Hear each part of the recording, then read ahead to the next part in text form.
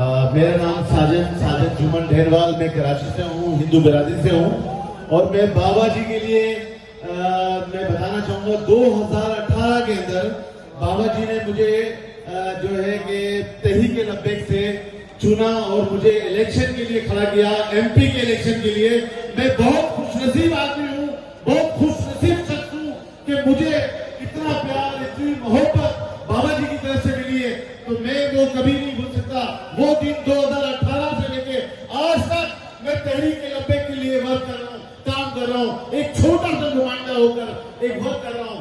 आप यकीन करें कि जो मोहब्बत, प्यार हमारे साथ रिजवी साहब ने मेरी सेकंड टाइम मुलाकात की है, जब फर्स्ट टाइम हुई थी तो उन्होंने यही कहा था कि पाकिस्तान में रहने वाले तमाम जितनी भी कौमियत के लोग हैं, चाहे वो अकलीती बिरादरी से हो, हिंदू बिरादरी, हिंदू कौम से हो, सिख कौम से हो, मसीह कौम से हो, हम सब के साथ है। और जहां भी उनके साथ जुल्म हो रहा होगा, हम उस जुल्म को खत्म करेंगे, उन्हें भरपूर तरीके से जीने का हक देंगे। तो यह है तहरीक लब्बैक पाकिस्तान की पहचान।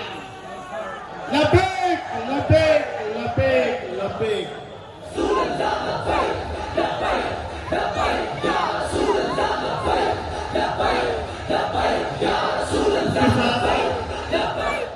मैं एक बात और कहना चाहूंगा, पूरे पाकिस्तान में मेजोरिटी नहीं बल्कि माइनॉरिटी भी तहरीक लब्बैक पाकिस्तान हमारे सरबराह साद हुसैन रिजवी साहब के साथ शाना बाशाना खड़ी है और कदम से कदम बढ़ाकर इनके साथ चलेगी। हर वक्त, रात हो दिन हो, इनके साथ खड़े, तहरीक लब्बैक पाकिस्तान के साथ खड़े।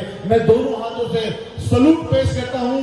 कराची से 22 तारीख से निकली है ये रैली, बचाओ पाकिस्तान, सिर्फ पाकिस्तानी कौम के लिए ये आवाज लगाई है। आज तक पूरे 1947 से लेकर अब तक किसी शख्स ने आवाम के लिए आवाज नहीं लगाई। महंगाई बढ़ती जा रही है, पेट्रोल महंगा होता जा रहा है, लोग खुदकुशियां कर रहे हैं, मजबूर हो चुके हैं। लेकिन आज हमारी आखिरी किरण है तो साद हुसैन रिजवी साहब है। हमारी आखिरी किरण, हमारी आखिरी उम्मीद पाकिस्तान के अंदर है। मैं कहता हूं